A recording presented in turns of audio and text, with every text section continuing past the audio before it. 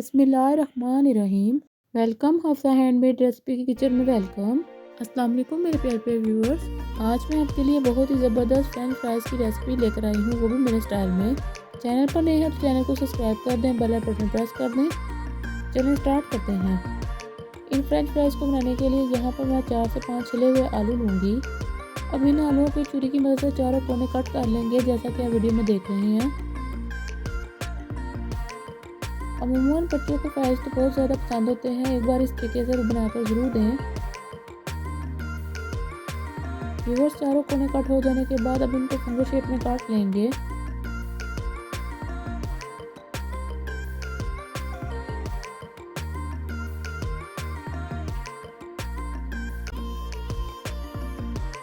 ये देखिए व्यूअर्स, हमारे आलू की कटिंग हो चुकी है और बाकी आलू को भी हम इसी शेप में काट लेंगे।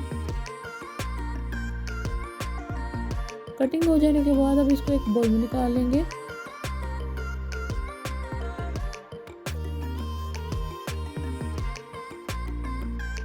बाउल में निकालने के बाद 1 टेबलस्पून कॉर्नफ्लावर,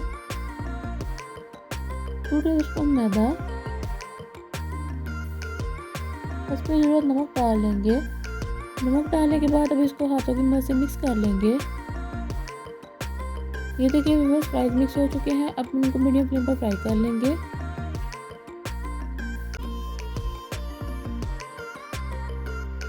माशाल्लाह बहुत अच्छे गोल्डन ब्राउन हो गए हैं। अब इनको पैन से बाहर निकाल लेंगे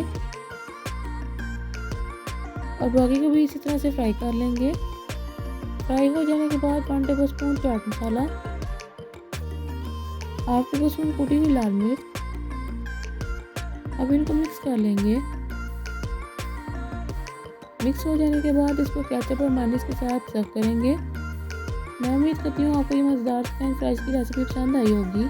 जिसने अभी तक मेरे चैनल को सब्सक्राइब नहीं किया, इसको सब्सक्राइब कर दें, बेल बटन प्रेस कर दें। मुझे मेरी टीम को दुआ में याद रखिएगा। मिलते हैं इंशाल्लाह अगली वीडियो में इसी तरह की मज़ेदार आसान सी रेसिपी के साथ। अल्लाह हाफिज़।